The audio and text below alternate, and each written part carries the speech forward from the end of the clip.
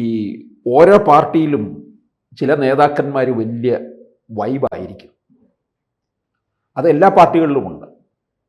നമ്മൾ വളരെ മോശമായിട്ട് എപ്പോഴും ചിത്രീകരിക്കുന്ന പാർട്ടികളിൽ പോലും ചില നേതാക്കന്മാരുണ്ട്, യുവജനങ്ങളുടെ ഹരമായിട്ട് നിൽക്കുന്നു. അതവരുടെ പ്രസംഗ ശൈലിയിലും അവരുടെ വാഗ്ധോരണിയിലും അവരുടെ നടപ്പിലും അവരുടെ വേഷവിധാനത്തിലും ഒക്കെ അതൊരു ഘടകമായി മാറുകയാണ്. അങ്ങനെ വളരെ കൃത്യമായി കണക്ക് പറഞ്ഞ് കാര്യങ്ങൾ വിശദീകരിക്കുന്ന, വളരെ തീപ്പൊരി എന്നൊക്കെ വിശേഷിപ്പിക്കുന്ന ഒരു നേതാവാണ് BJPയിലെ ശോഭാ സുരേന്ദ്രൻ. ഈ തെരഞ്ഞെടുപ്പിൽ BJPയിലെ ഈ ശോഭാ സുരേന്ദ്രൻ ഏത് മണ്ഡലത്തിലായിരിക്കും മത്സരിക്കും എന്നുള്ളതാണ് പലരും ചോദിക്കുന്നത്. പലരുടെയും ചോദ്യം അതാണ്, ശോഭാ സുരേന്ദ്രൻ എവിടെ മത്സരിക്കും, എവിടെയാണ് മത്സരിക്കുന്നത്? കാരണം അവിടുത്തെ സ്ഥാനാർത്ഥികളും ഒക്കെ ഇങ്ങനെ കാത്തിരിക്കുകയാണ്. അത് നമ്മൾ പലപ്പോഴും മനസ്സിലാക്കിയിട്ടുള്ളത്, ഈ വളരെ ഈ താഴേക്കിടയിൽ നിന്ന BJPയുടെ വലിയ വോട്ടിംഗ് ശതമാനം ഒന്നുമില്ലാതിരുന്ന മണ്ഡലങ്ങളിൽ നല്ല രീതിയിൽ ഉയർത്തിക്കൊണ്ടുവരാനായിട്ട് ശോഭാ സുരേന്ദ്രന് കഴിഞ്ഞു. ഏറ്റവും ഒടുവിലത്തെ ഉദാഹരണം തന്നെ നോക്കുക. 2024 ആലപ്പുഴ പാർലമെന്റ് മണ്ഡലത്തിൽ 2019 ഡോക്ടർ KS രാധാകൃഷ്ണനാണ് അവിടെ NDAയുടെ സ്ഥാനാർത്ഥിയായിട്ട് മത്സരിച്ചത്. അന്ന് 1,87,729 വോട്ടാണ് ഡോക്ടർ KS രാധാകൃഷ്ണൻ നേടിയത്. എങ്കിൽ 2024 വരുമ്പോൾ 2,99,000 മുകളിൽ 3 ലക്ഷം വോട്ടാണ് ശോഭാ സുരേന്ദ്രൻ നേടിയത്.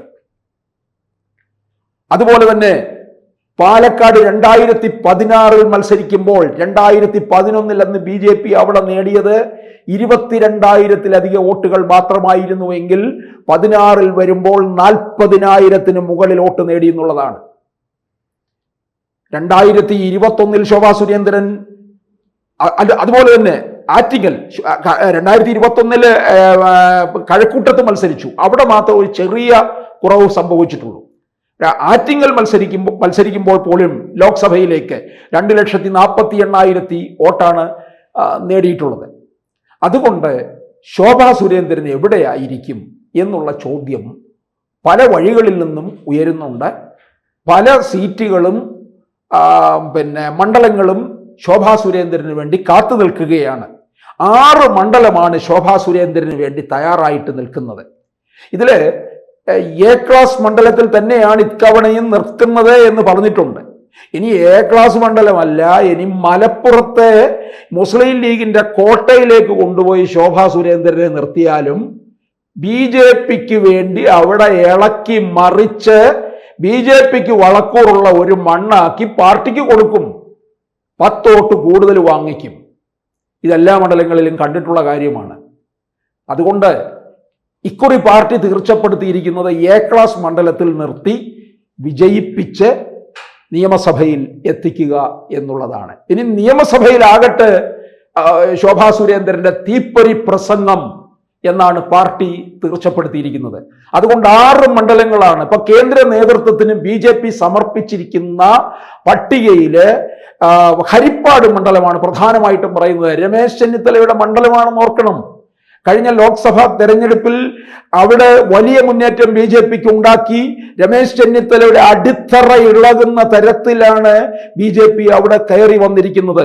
അതുപോലെ ചെങ്ങന്നൂർ മണ്ഡലത്തിൽ സന്ദീപ് വചസ്പതിയാണ്. സന്ദീപ് വചസ്പതി കഴിഞ്ഞാൽ പിന്നീട് പറയുന്നത് ശോഭാ സുരേന്ദ്രനാണ്. ഒന്നുകിൽ സന്ദീപ് വചസ്പതിക്ക് അല്ലെങ്കിൽ ശോഭാ സുരേന്ദ്രൻ എന്നുള്ള രീതിയിൽ. പിന്നീട് പറയുന്നത് ആലപ്പുഴ പാർലമെന്റ് മണ്ഡലത്തിലും ആലപ്പുഴ ജില്ലയിലുള്ള കായംകുളമാണ്. കായംകുളത്ത് നമുക്കറിയാം, അവിടെ പ്രതിഭാകരിയാണ് സിറ്റിംഗ് MLA CPM-ലെ.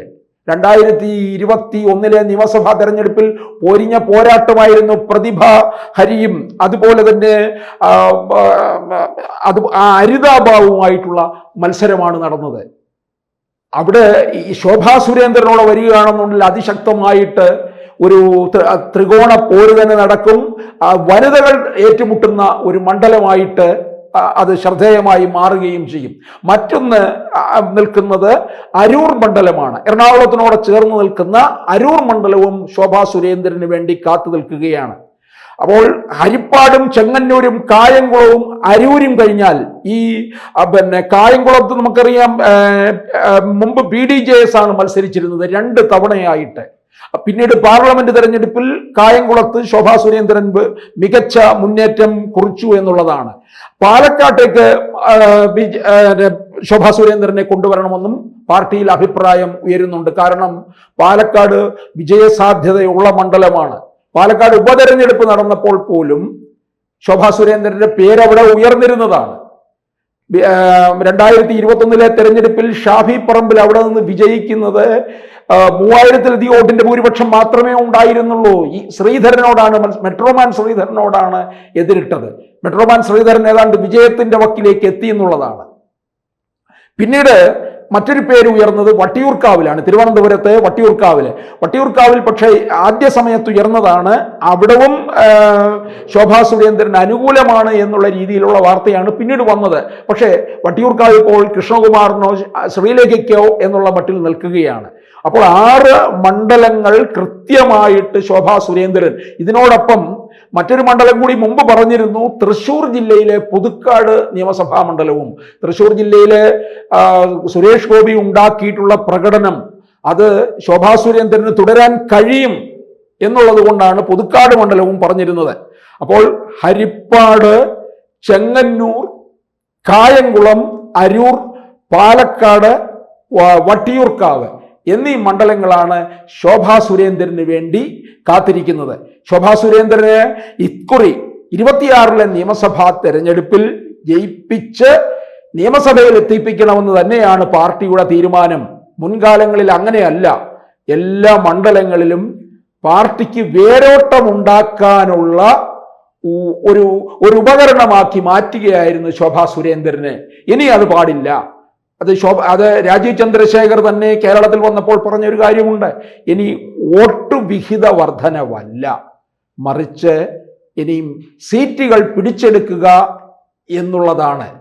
അപ്പോൾ ഈ വോട്ട് വിഹിത വർധനമെന്നുള്ള ആ ഒരു പ്രായം കഴിഞ്ഞു.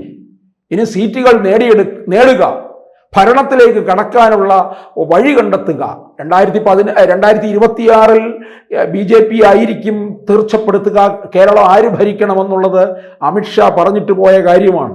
അതൊക്കെ കൊണ്ട് തന്നെയാണ് ഇത്തരത്തിലുള്ള കണക്ക് കൂട്ടലും നടത്തുന്നത്. അപ്പോൾ ശോഭാ സുരേന്ദ്രനെ ഈ കാത്തിരിക്കുന്ന ഈ മണ്ഡലങ്ങൾ BJPക്ക് ശോഭാ സുരേന്ദ്രൻ അല്ല എങ്കിൽ പോലും ഇവിടെ ഒരിടത്തല്ലേ ശോഭാ സുരേന്ദ്രൻ മത്സരിക്കുകയുള്ളൂ.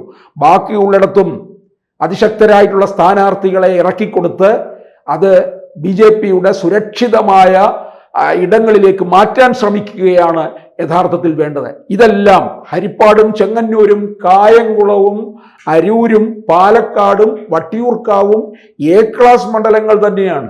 അപ്പോൾ A ക്ലാസ് ആലപ്പുഴ പാർലമെന്റ് മണ്ഡലം മുമ്പ് A ക്ലാസ് അല്ലായിരുന്നു. ശോഭാ സുരേന്ദ്രൻ ഇറങ്ങിയാണ് അതിനെ A ക്ലാസ് ആക്കി മാറ്റിയത്. അപ്പോൾ ഇനി ഈ നിയമസഭാ തെരഞ്ഞെടുപ്പിൽ A ക്ലാസ് ഏതെങ്കിലും ഒരു മണ്ഡലത്തിൽ നിന്ന് ശോഭാ സുരേന്ദ്രൻ നിയമസഭയിലെത്തും. കൂടുതൽ വാർത്തകളും വിശേഷങ്ങളും നിങ്ങളിലേക്ക് എത്താൻ ABC മലയാളം സബ്സ്ക്രൈബ് ചെയ്യുക, ബെൽ ബട്ടണും അമർത്തുക.